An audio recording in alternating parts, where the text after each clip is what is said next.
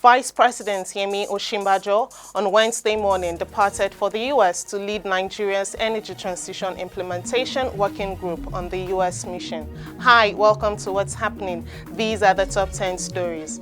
At number 1, Vice President Yemi Osinbajo on Wednesday morning departed for the U.S. to lead Nigeria's Energy Transition Implementation Working Group on the U.S. mission.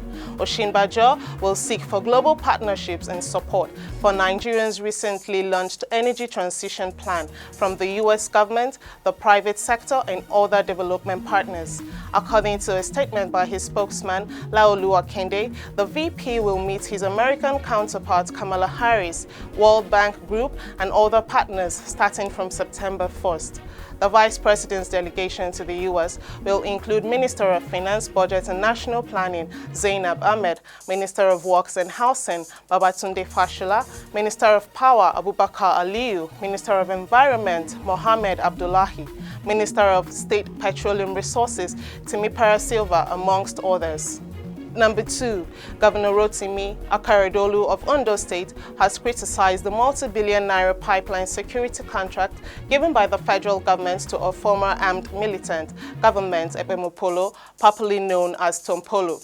The decision to award the contract to private organizations was defended by the state oil firm NNPC, saying it was the right decision to protect the country from huge losses incurred from pipeline destruction by vandals.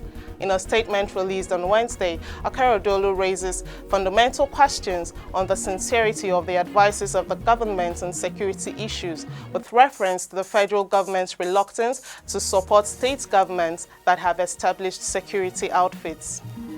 At number 3, Airline Operators of Nigeria says owing government agencies does not translate to fraud, noting that every airline in the world owes debts which are settled as the operations go on. This was disclosed in a statement on Wednesday by AON Vice President Allen Onyama. The association said not all operators owe government agencies, recalling the Director General of the Nigerian Civil Aviation Authority, Musa Nuhu, had on Tuesday read out a riot act to local airline operators in the country over 19 billion naira and $7.6 million debts, noting that the operators refused to pay, despite receiving the money from customers. At number 4, a Plateau State High Court sitting on Jos has fixed September 2, 2022 to deliver its final judgment in a suit filed by the Economic and Financial Crimes Commission against the former governor of the state, Jonah Jang, over an alleged 6.3 billion naira fraud. Recall that the anti-graft agency first arraigned Jang, who was the governor between 2007 and 2015, alongside a former cashier in the office of the Secretary to the State Government, Yusuf Pam, in March 2018. They were first arraigned before Justice Daniel Longchi on a 17-count charge for alleged misappropriation of 6.3 billion naira belonging to the state government.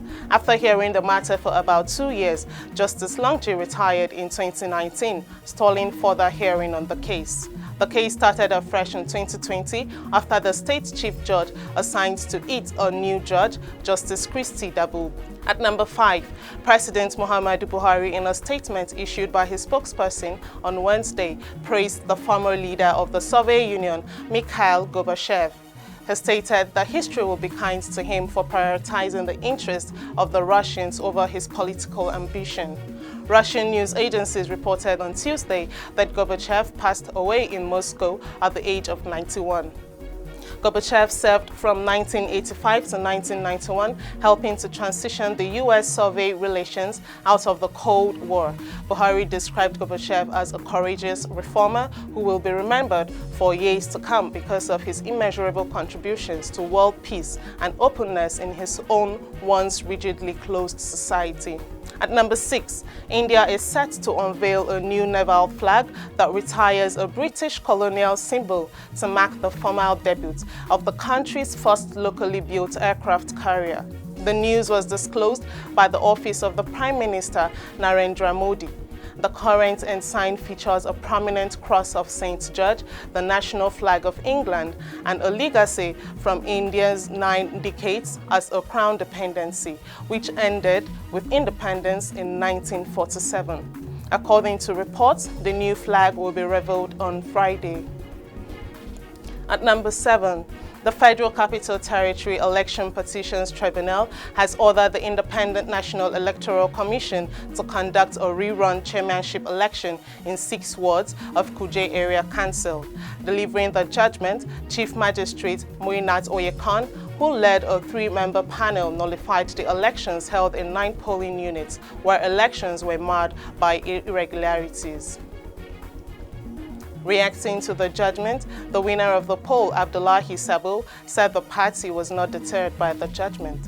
The All Progressives Congress candidate Hamidu Sarki filed the petition challenging Sabo's victory.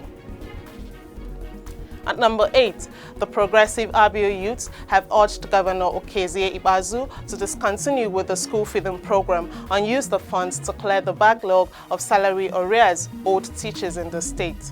The president of PAY, Kingsley Ekejuba, while speaking at a press conference in Umuahia, expressed concern over the backlog of salary arrears owed staff of Abia State University, Abia Polytechnic, and Abia College of Education Technical, Arochukwu, including primary and secondary school teachers.